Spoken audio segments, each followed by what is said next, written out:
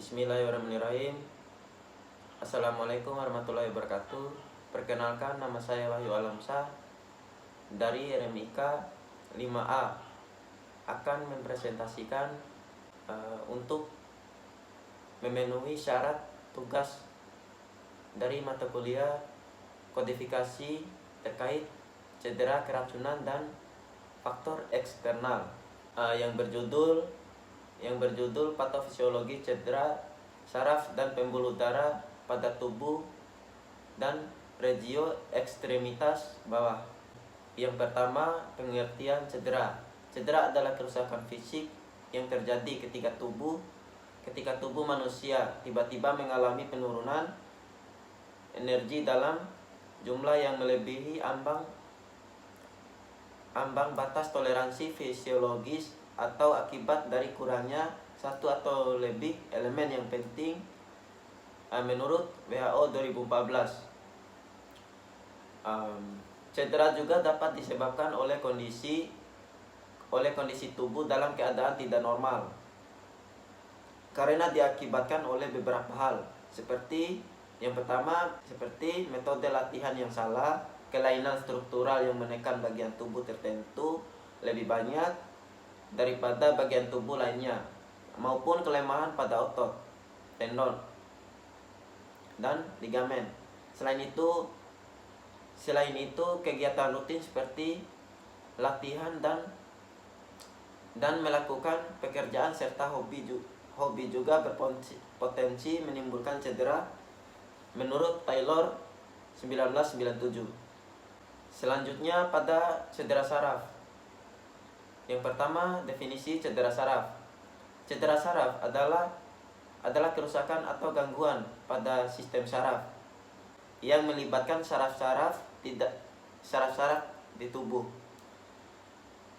Cedera saraf dapat terjadi pada saraf perifer, saraf di luar otak atau saraf di luar otak dan sumsum tulang belakang, atau saraf sentral otak dan sumsum belakang tulang. Cedera ini dapat disebabkan oleh berbagai faktor, termasuk trauma fisik, kecelakaan, tekanan berlebihan pada saraf, prosedur medis, atau penyakit. Yang kedua, anatomi sistem saraf. Sistem saraf adalah sistem koordinasi yang terdiri dari jutaan serabut sel saraf, atau bisa disebut neuro, yang berkumpul membentuk suatu berkas atau vaskulum. Sistem saraf terdiri dari dua bagian, yaitu sistem saraf pusat dan saraf tepi anatomi. Sistem saraf pusat terdiri dari otak dan medula spinalis. Sistem saraf tepi terdiri dari saraf karnial dan saraf spinal. Selanjutnya pada cedera saraf. Yang pertama, jenis cedera saraf. Yang pertama, cedera saraf perifer. Yang kedua, cedera saraf tulang belakang. Yang ketiga, cedera saraf neuropati. Yang keempat, cedera kepala. Dan yang kedua, penyebab cedera saraf. Trauma fisik. Yang pertama, trauma fisik. Yang kedua, cedera traumatik kepala atau CTK. Yang ketiga, cedera traumatik tulang belakang. Dan yang keempat, ketegangan atau cedera berulang. Dan yang terakhir, genetik. Selanjutnya, penanganan cedera saraf. Yang pertama, evaluasi medis awal, dan yang kedua, stabilisasi pasien, dan yang ketiga, pengurangan tekanan dan pembekakan, dan yang keempat, terapi fisik. Yang kelima, obat penghilang rasa sakit. Yang keenam, pemulihan fungsi, dan yang ketujuh, intervensi beda, dan yang ke-8 adalah obat-obatan. 9, perawatan psikologis, dan yang ke-10, perawatan jangka panjang. Selanjutnya pengertian pembuluh darah. Yang pertama, definisi pembuluh darah. Cedera pembuluh darah adalah kerusakan atau gangguan pada pembuluh darah, termasuk arteri, vena, dan kapiler yang bisa terjadi akibat berbagai penyebab. Dan yang kedua, faktor penyebab cedera pembuluh darah. Yang pertama, hipertensi, dan yang kedua, aterosklerosis, dan yang ketiga, merokok, dan yang keempat, diabetes, dan yang kelima, obesitas, dan yang keenam, kolesterol tinggi. Selanjutnya ada macam-macam cedera pembuluh darah. Yang pertama, memar, dan yang kedua, hematoma, dan yang ketiga, aneurisma, dan yang keempat, luka tembak atau tusukan, dan yang kelima, trombosis, dan yang keenam, embolisme, dan yang ketujuh, peradangan pembuluh darah atau bisa disebut vaskulitis, dan yang ketujuh, luka bakar, dan yang kedelapan, kerusakan akibat diabetes, dan yang ke-9, leukemia. Selanjutnya, patofisiologi cedera pembuluh darah.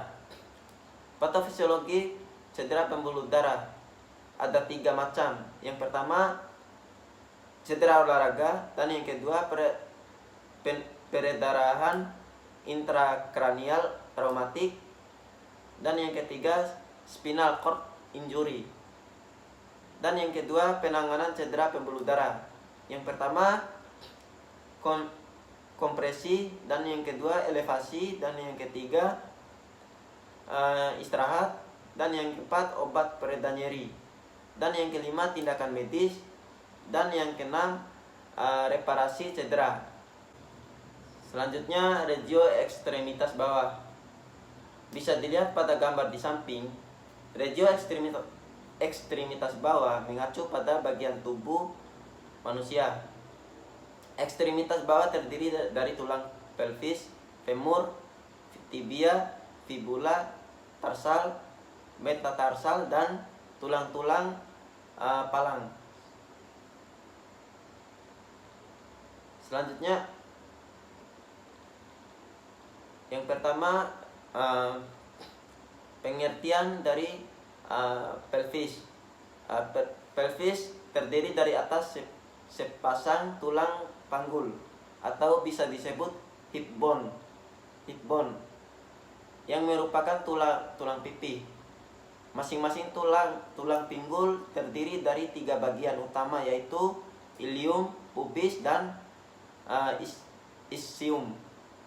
Ilium terletak di bagian superior dan membentuk artikulasi dengan vertebra sacrum. Ischium terletak di bagian posterior, dan pubis terletak di bagian inferior anterior medial. Atau bisa perhatikan pada gambar yang ada di samping. Selanjutnya, pengertian femur. Femur merupakan tulang betis yang di bagian proksimal berartikulasi dengan pelvis, dibandingkan di distal berartikulasi dengan tibia melalui kondiles. Di daerah proksimal terdapat prosesus yang disebut trochanter mayor dan trochanter minor, dihubungkan oleh garis intertrochanteric. Bisa dilihat sendiri pada gambar bagian bawah, pojok bawah. Selanjutnya, pengertian dari tibia. Tibia atau tulang kering merupakan kerangka yang utama dari tingkai bawah dan terletak medial dari fibula atau tulang betis. Tibia adalah tulang pipa dengan sebuah batang dan 2 ujung. Bisa dilihat pada gambar yang ada di pojok kanan bawah.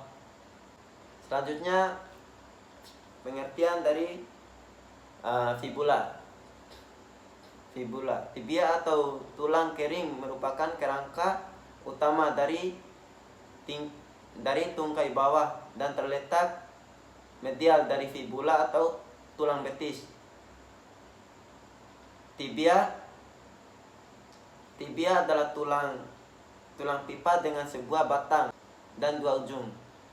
Selanjutnya fibula. Fibula merupakan tulang tungkai bawah yang letaknya lebih lateral dibanding dengan tibia. Di bagian proksimal, fibula berartikulasi dengan tibia, sedangkan di bagian distal, fibula membentuk malleolus lateral dan facies untuk artikulasi dengan tulang-tulang tarsal. Selanjutnya tarsal. Tarsal merupakan 7 tulang yang membentuk artikulasi dengan fibula dan tibia di proksimal dan metatarsal distal. Terdapat 7 tulang tarsal, yaitu calcaneus, talus, cuboid, navicular, dan cuneiform 1, 2, dan 3. Calcaneus berperan sebagai tulang penyanggah berdiri. Bisa dilihat pada gambar di samping. Selanjutnya metatarsal. Metatarsal merupakan 5 tulang yang berartikulasi dengan tarsal di proksimal dan dengan phalanx di distal. Khusus tulang metatarsal yang 1 ibu jari, terdapat 2 tulang sesamoid. Dan yang terakhir phalanx. Phalanx merupakan tulang jari-jari kaki. Terdapat 2 tulang phalanx di ibu jari dan 3 phalanx di masing-masing jari sisanya. Karena tidak ada sendi pelana di ibu jari kaki, menyebabkan jari tersebut tidak sefleksibel ibu jari. Mungkin itu saja presentasi dari saya. Lebih dan kurangnya saya mohon maaf. Wallahul muwaffiq ila aqwamit thoriq. Wassalamualaikum warahmatullahi wabarakatuh.